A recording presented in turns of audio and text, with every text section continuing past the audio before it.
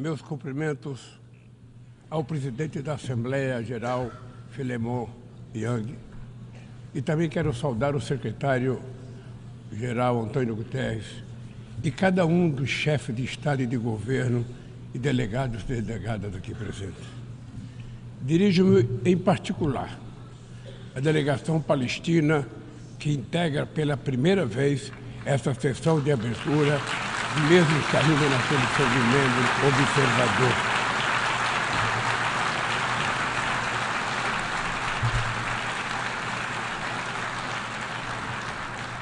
E quero saudar a presença do presidente Mahmoud Abbas aqui presente. Senhoras e senhores, adotamos ontem, aqui neste mesmo plenário, o Pacto para o Futuro. Sua difícil aprovação demonstra o enfraquecimento de nossa capacidade coletiva de negociação e de diálogo.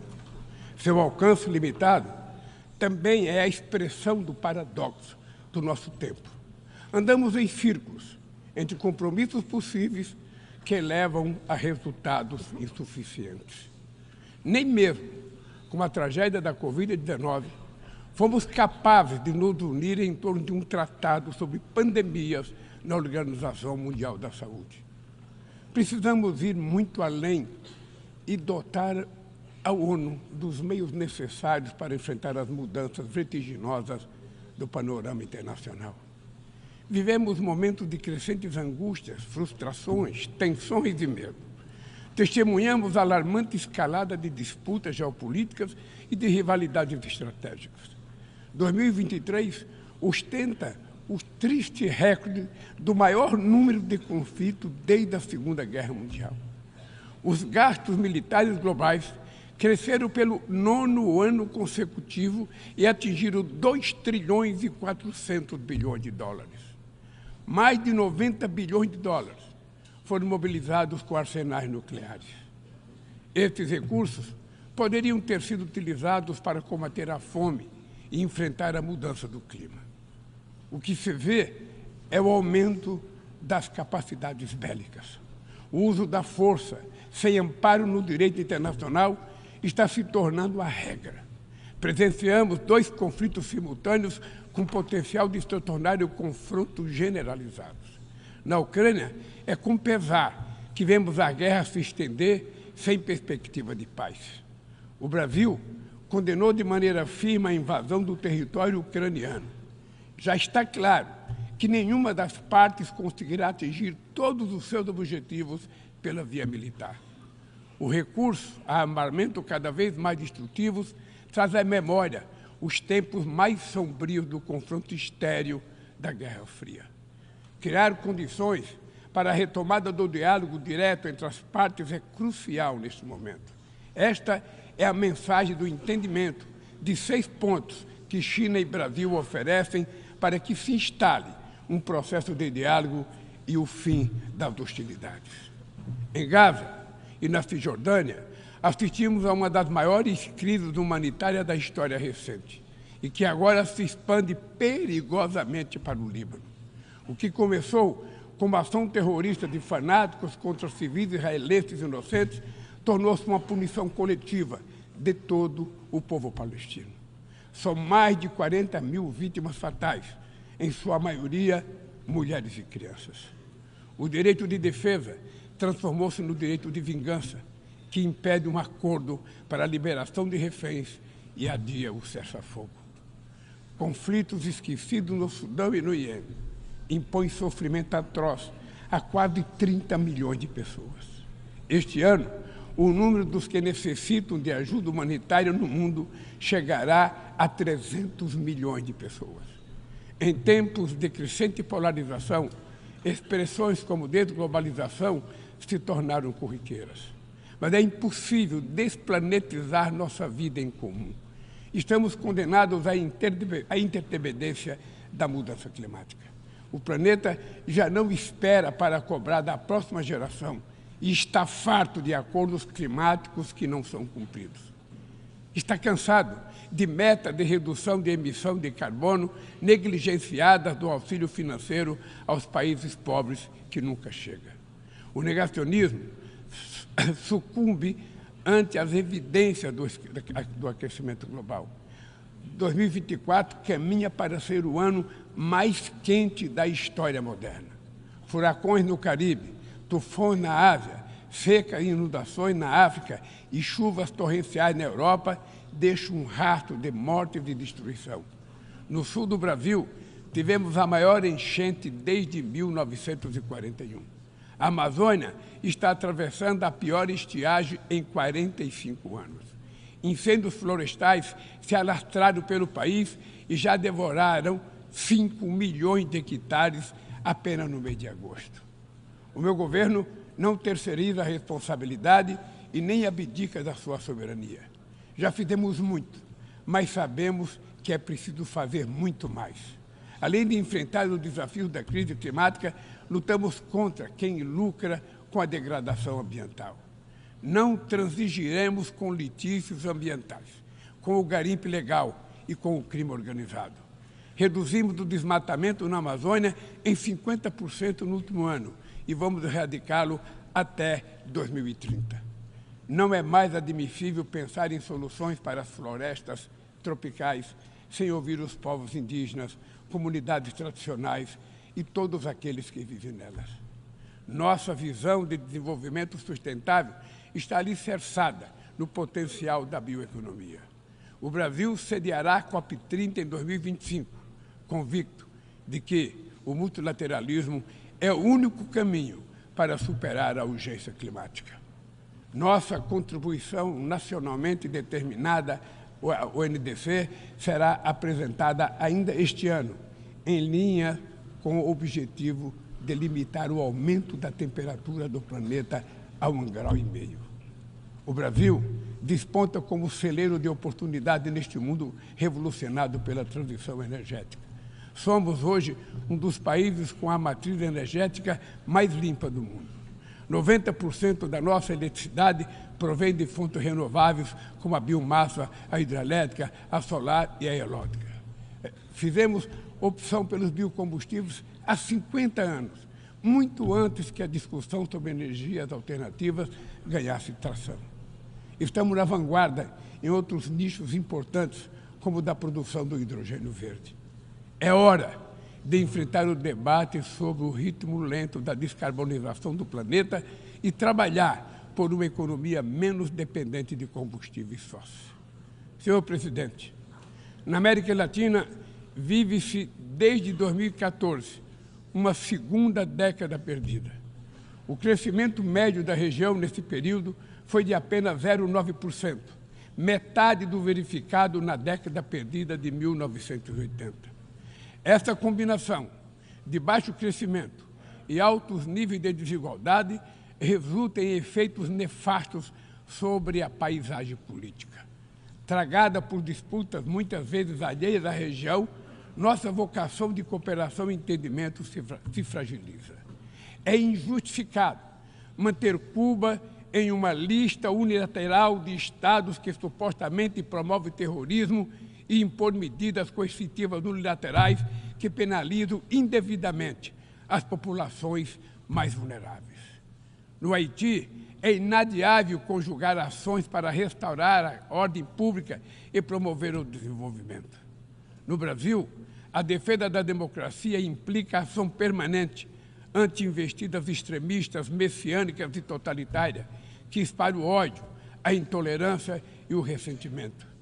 Brasileiras e brasileiros continuarão a derrotar os que tentam solapar as instituições e colocá-las a serviço de interesses reacionários. A democracia precisa responder às legítimas aspirações dos que não aceitam mais a fome, a desigualdade, o desemprego e a violência. No mundo globalizado, não faz sentido recorrer a falsos patriotas e isolacionistas. Tampouco a esperança no recurso a experiências ultraliberais que apenas agravam as dificuldades de um continente depauperado. O futuro de nossa região passa, sobretudo, por construir um Estado sustentável, eficiente, inclusivo e que enfrente todas as formas de discriminação, que não se intimida ante indivíduos corporação ou plataformas digitais que se julgam acima da lei. A liberdade é a primeira vítima de um mundo sem regras. Elementos essenciais da soberania incluem o direito de legislar, julgar disputas e fazer cumprir as regras dentro de seu território, incluindo o ambiente digital. O Estado que estamos construindo é sensível às necessidades dos mais vulneráveis, sem abdicar de fundamentos macroeconômicos sadios. A falsa oposição entre o Estado e mercado foi abandonada pelas nações desenvolvidas, que voltaram a praticar políticas industriais ativas e forte regulação da economia doméstica. Na área da inteligência artificial, vivenciamos a consolidação de assimetrias que levam a um verdadeiro oligopólio do saber. Avançam a concentração sem precedentes na mão de pequeno número de pessoas e de empresas sediadas em um número ainda menor de países. Interessa-nos uma inteligência artificial emancipadora, que também tenha a cara do sul global e que fortaleça a diversidade cultural, que respeite os direitos humanos, proteja dados pessoais e promova a integridade da informação. E, sobretudo, que seja ferramenta para a paz, não para a guerra. Necessitamos de uma governança intergovernamental da inteligência artificial, em que todos os Estados tenham assento. Senhor Presidente, as condições para acesso a recursos financeiros seguem proibitivas para a maioria dos países de renda baixa e média. O fardo da dívida limita o espaço fiscal para investir em saúde, educação, reduzir as desigualdades e enfrentar a mudança do clima. Países da África tomam empréstimo a taxas até 8 vezes maiores que a Alemanha e 4 vezes maior do que os Estados Unidos. É um plano Marshall às avessas, em que os mais pobres financiam os mais ricos. Sem maior participação dos países em desenvolvimento na direção do FMI e do Banco Mundial, não haverá mudança efetiva. Enquanto os objetivos do desenvolvimento sustentável ficam para trás, as 150 maiores empresas do mundo obtiveram juntas um lucro de 1 trilhão e 800 bilhões de dólares nos últimos 2 anos. A fortuna dos 5 principais bilionários mais que dobrou desde o início dessa década, ao passo que 60% da humanidade ficou mais pobre. Os super-ricos pagam proporcionalmente muito menos impostos do que a classe trabalhadora. Para corrigir essa anomalia, o Brasil tem insistido na cooperação internacional para desenvolver padrões mínimos de tributação global. Os dados divulgados há 2 meses pela FAO sobre o estado da insegurança alimentar no mundo são estarrecedores. O número de pessoas passando fome ao redor do planeta aumentou em mais de 152 milhões desde 2019. Isso significa que 9% da população mundial, 733 milhões de pessoas, estão subnutridas. O problema é especialmente grave na África e na Ásia, mas ele também persiste em partes da América Latina. Mulheres e meninas são as vítimas maiores de pessoas em situação de fome no mundo. Pandemias, conflitos armados, eventos climáticos de subsídios agrícolas dos países ricos ampliam o alcance deste flagelo. Mas a fome não é resultado apenas de fatores externos. Ela decorre, sobretudo, de escolhas políticas. Hoje, o mundo produz alimento mais do que suficiente para erradicá-la. O que falta é criar condições de acesso aos alimentos. Esse é o compromisso mais urgente do meu governo. Acabar com a fome no Brasil, como fizemos em 2014. Só em 2023, retiramos 24 milhões e 400 mil pessoas da condição de insegurança alimentar severa. A Aliança Global contra a Fome e a Pobreza, que lançaremos no Rio de Janeiro, em novembro, nasce dessa vontade política e desse espírito de solidariedade.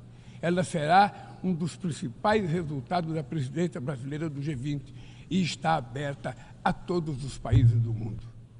Todos os que queiram se somar a esse esforço coletivo serão muito bem-vindos. Senhor Presidente, senhoras e senhores, prestes a completar 80 anos, a Carta das Nações Unidas nunca passou por uma reforma abrangente. Apenas 4 emendas foram aprovadas, todas elas entre 1965 e 1973. A versão atual da Carta não trata de alguns dos desafios mais prementes da humanidade. Na fundação da ONU, éramos 51 países. Hoje, somos 193. Várias nações, principalmente no continente africano, estavam sob domínio colonial e não tiveram voz sobre seus objetivos e funcionamento. Inexiste equilíbrio de gênero no exercício das mais altas funções. O cargo de secretário-geral jamais foi ocupado por uma mulher.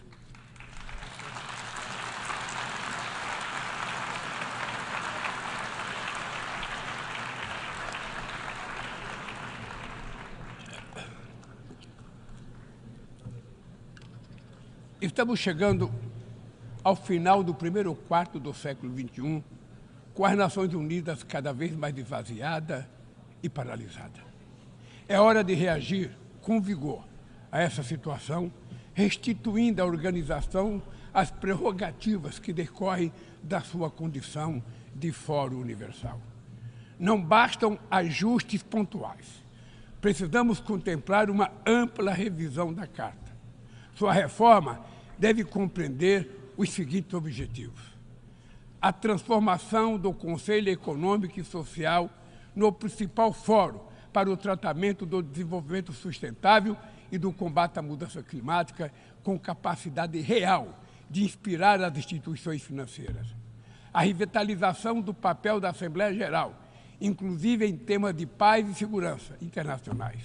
O fortalecimento da Comissão de Consolidação da Paz.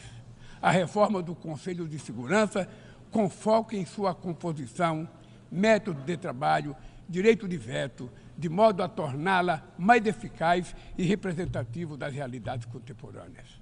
A exclusão da América Latina e da África de assentos permanentes no Conselho de Segurança é um eco inaceitável de práticas de dominação do passado colonial. Vamos promover essa discussão de forma transparente. Vamos promover essa discussão de forma transparente, em consulta no G77, no G20, nos BRICS, na CELAC, no CARICOM e tantos outros espaços que existem para discutir.